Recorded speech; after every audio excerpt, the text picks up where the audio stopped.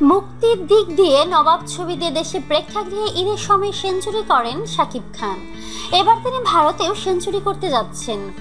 28 জুলাই কলকাতায় মুক্তি পাচ্ছে নবাব। ছবিটি 112টি প্রেক্ষাগৃহে প্রদর্শন করা হবে। ছবিটি ভারতীয় প্রযোজনা প্রতিষ্ঠান এসকে মুভিজের পরিচালক হিমাংশু ধানকে এ তথ্য জানান।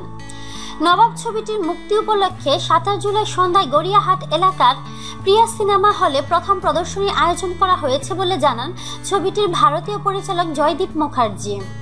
আর প্রিমিয়ারে অংশ নিতে রাতের ফ্লাইটে ঢাকা থেকে উড়ে যাওয়ার সম্ভাবনা রয়েছে নায়ক শাকিব খানের। নবাব সিনেমায় শাকিব খানের বিপরীতে অভিনয় করেছেন শুভশ্রী। শাকিব বলেন, ঈদে মুক্তি পাওয়া আমার নবাব সিনেমা নিয়ে দেশের দর্শকের অনেক বেশি আগ্রহ দেখেছি। শুনেছি দর্শকেরা অনেকক্ষণ লাইনে দাঁড়িয়ে থেকে এই সিনেমা দেখার জন্য টিকিট কেটেছেন। সারা দেশ থেকে পাওয়া এমন খবর আমাকে আশাবাদী করেছে। এখন এই সিনেমা দেশে বাইরের শতাধিক প্রেক্ষাগৃহেও মুক্তি পেতে যাচ্ছে। তার মানে সেখানকার প্রেক্ষাগৃহ মালিকেরা নবাব সিনেমা নিয়ে আগ্রহী।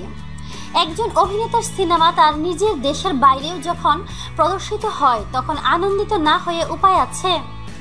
আমার বিশ্বাস এই সিনেমা ভারতের দর্শকদের মন জয় করবে।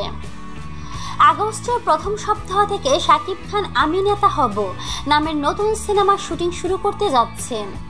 উত্তম আকাশ পরিচালিত এই সিনেমায় শাকিবের বিপরীতে নায়িকা হতে যাচ্ছেন মিম ও মিষ্টি জান্নাত। আমি নেতা হব ছবির মধ্য দিয়ে প্রায় 7 বছর পর কোনো সিনেমায় চুক্তিবদ্ধ হলেন শাকিব ও মিম। এই জুটির প্রথম ছবি আমার প্রাণের প্রিয়া। তো প্রিয় বন্ধুরা, আপনাদের কি মতামত তা কমেন্টের মাধ্যমে আমাদেরকে জানিয়ে দিন। আর অবশ্যই আমাদেরকে লাইক, কমেন্ট, শেয়ার এবং সাবস্ক্রাইব করতে ভুলবেন না।